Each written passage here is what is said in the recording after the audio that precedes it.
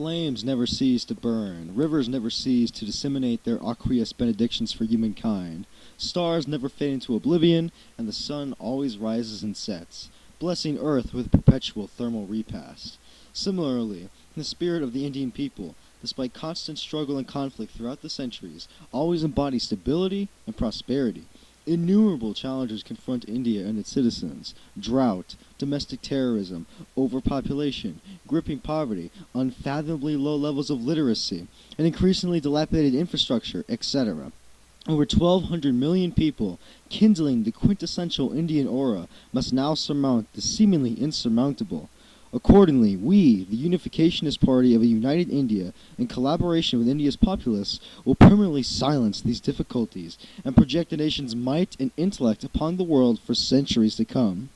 Currently, India remains a vulnerable, extremely impoverished, and mostly rural nation, defined by both a bustling middle class and an equally prominent poor population. Alleviating these woes is indeed possible, especially with an indestructible will and pragmatic-minded government.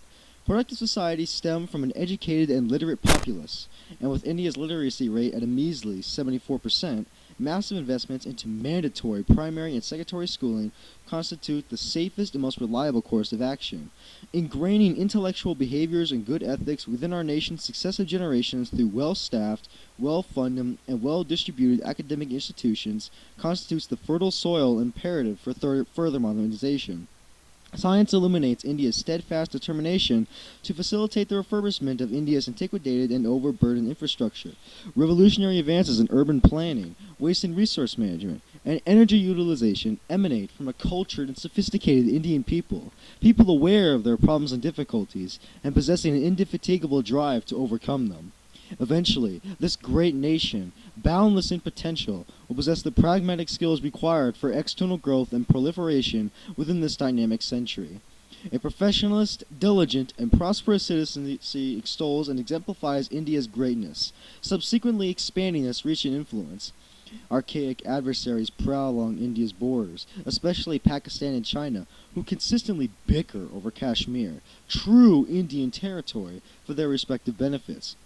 Neither nation has historically claimed ownership over the region, sharply contrasting 3 centuries of Mughal rule, briefly usurped by the British Raj, and restored with India's independence in 1947.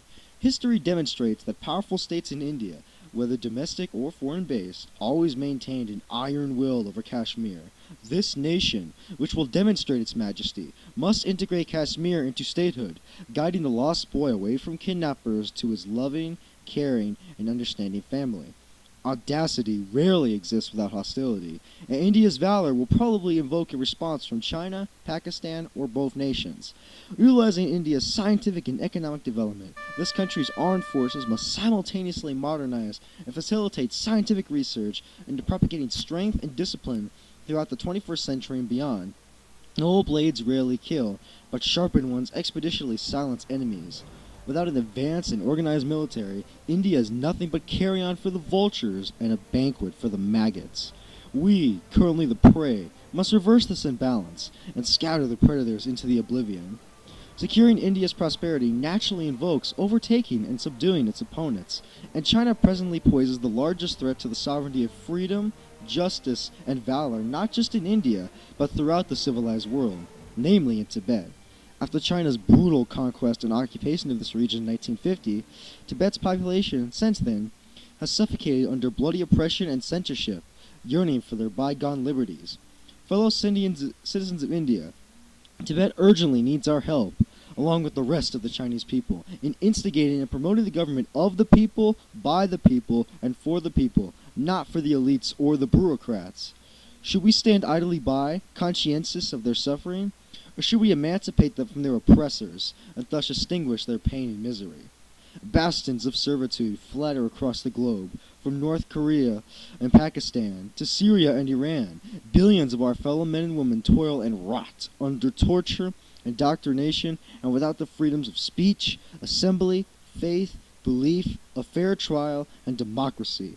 I urge India's citizenry to demonstrate sympathy for these people and collectively strive to smash their iron shackles into intangible pieces. Support your community, your country, and yourselves, for all are equally important in hoisting green and saffron banners of liberation throughout every continent and every nation.